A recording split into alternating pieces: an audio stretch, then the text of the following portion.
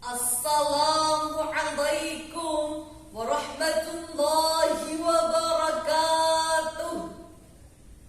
Alhamdulillahilladzi amarna bi akhlaqil karimah. Assalatu wassalamu ala sayyidil bariyah sayyidina wa maulana Muhammad.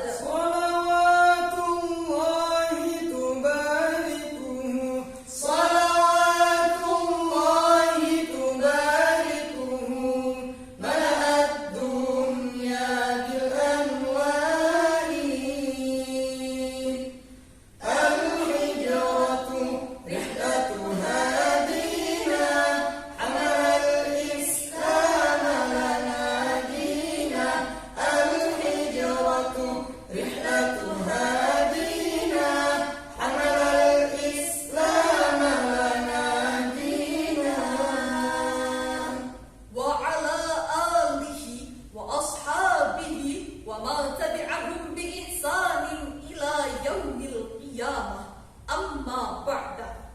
Dewan Hakim yang arif dan bijaksana, hadirin sebangsa dan setanah air yang kami banggakan. Bahasa muda ibarat cahaya matahari yang terbit di waktu pagi, sedangkan masa tua ibarat senja yang berona di sore hari. Demikian ungkapan Dr. Mustafa Ar-Rifai dalam bukunya Pemuda Harapan Bangsa. Peran pemuda Indonesia senantiasa ada pada lini terdepan dalam sejarah bangsa. Kebangkitan nasional pada tahun 1908, Sumpah Pemuda pada tahun 1928, Proklamasi Kemerdekaan Republik Indonesia tahun 1945, perubahan dari Orde Lama ke Orde Baru pada tahun 1966, dari Orde Baru ke Orde Reformasi pada tahun 1998. Peristiwa bersejarah ini terjadi hadirin karena peran aktif dari pemuda Indonesia. Bahkan masyarakat internasional juga menyadari arti penting dan nilai strategis pemuda sebagai agent of change dalam pembangunan bangsa. Namun hadirin, semangat dan kegigihan pemuda saat ini sudah mulai luntur dan tergilas kemajuan zaman. Tidak sedikit pemuda yang terbius narkoba, kecanduan pornografi, melakukan perjudian, hidup berfoya-foya dan bersikap apatis. Oleh karena itu hadirin, dalam momentum yang penuh ukhuwah ini, izinkanlah kami menyampaikan syarhil Quran yang berjudul Mendidik generasi milenial dengan kekuatan spiritual dan intelektual. Dengan landasan ayat suci Al-Quran Surah Maryam ayat 59. A'udzu billahi minasy syaithanir rajim.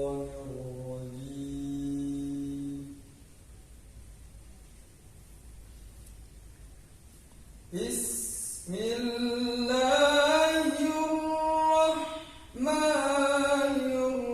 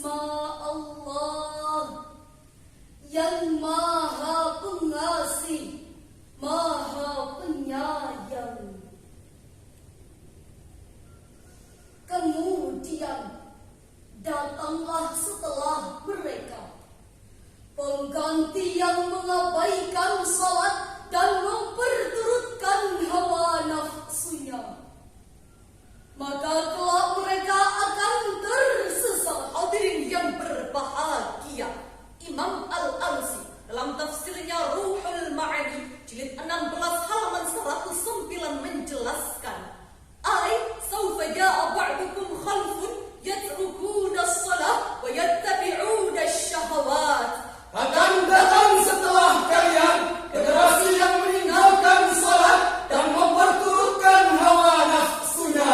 Dengan demikian hadirin, dari ayat di atas dapat kita ambil kesimpulan bahwa dalam sebuah generasi akan terjadi lingkar kehidupan yang akan diawali oleh generasi terbaik atau khairul qurun. Setelah itu hadirin, akan datang generasi yang jelek karena mereka jauh dari nilai-nilai keimanan yang Allah sindir mereka dengan kalimat Adha'us salam wattaba'us syahwat. Generasi yang suka menyia-nyiakan salat dan memperturutkan hawa nafsunya.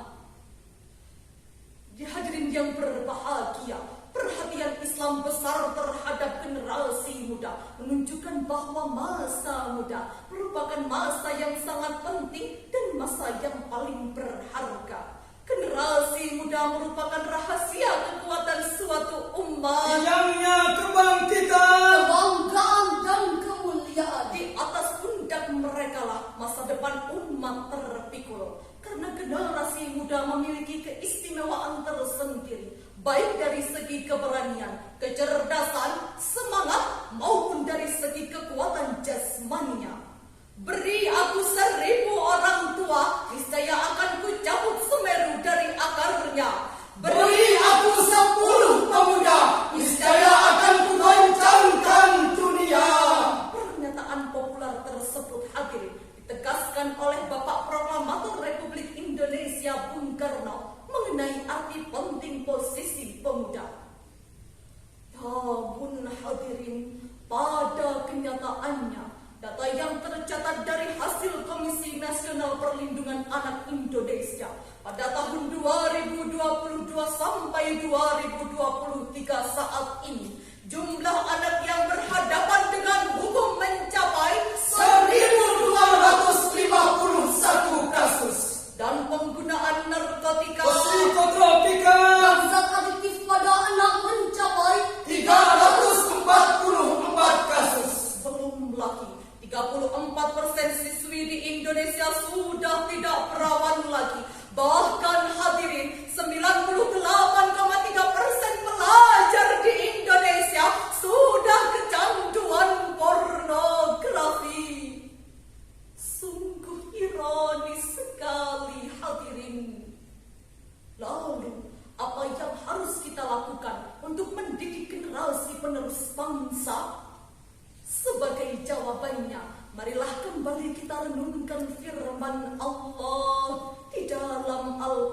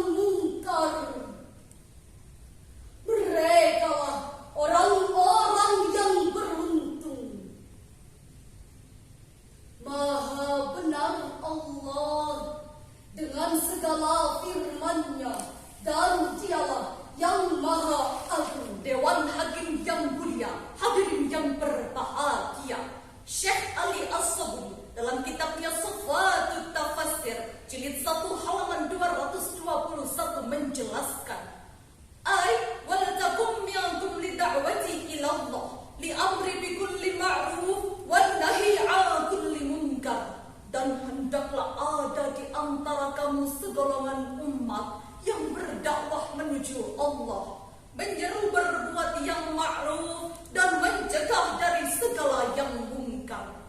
Sejalan dengan misi tadi hadirin, Rasulullah sallallahu alaihi wasallam bersabda, Man ra'a minkum munkaran falyughayyirhu biyadihi. fa illam yastati' fa bilisani, fa illam yastati' fa biqalbi, wa dzalika adhaful iman. Barang siapa di antara kamu melihat kemungkaran, maka ubahlah dengan tangan. Jika tidak mampu, maka ubahlah dengan lisan. Dan jika tidak mampu, maka ubahlah dengan hatinya.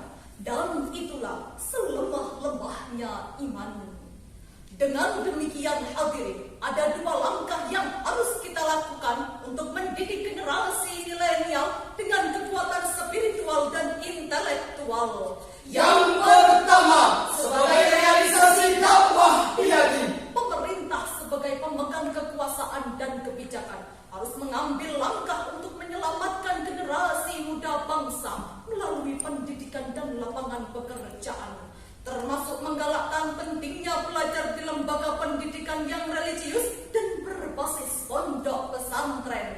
Yang kedua, sebagai warga negara Indonesia yang baik, kita harus mendukung dan membantu usaha pemerintah dalam mewujudkan generasi pemuda yang bermartabat, yakni dengan memaksimalkan peran ulama, tenaga pendidik, orang tua, dan seluruh lapisan masyarakat Indonesia. Saudaraku, kita adalah generasi milenial yang sudah dipilih Allah untuk menyongsong masa depan Indonesia yang cerah.